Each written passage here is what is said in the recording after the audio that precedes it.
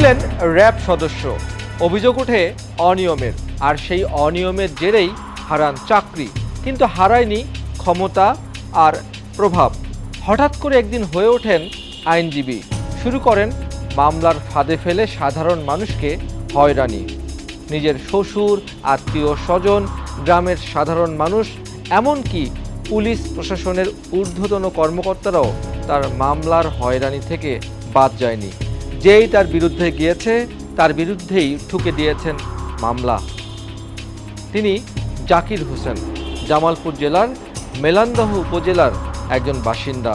ক্ষমতা আর প্রভাব প্রতিপত্তি দিয়ে একটি সাধারণ গ্রামকে অশান্ত করেছেন, পরিণত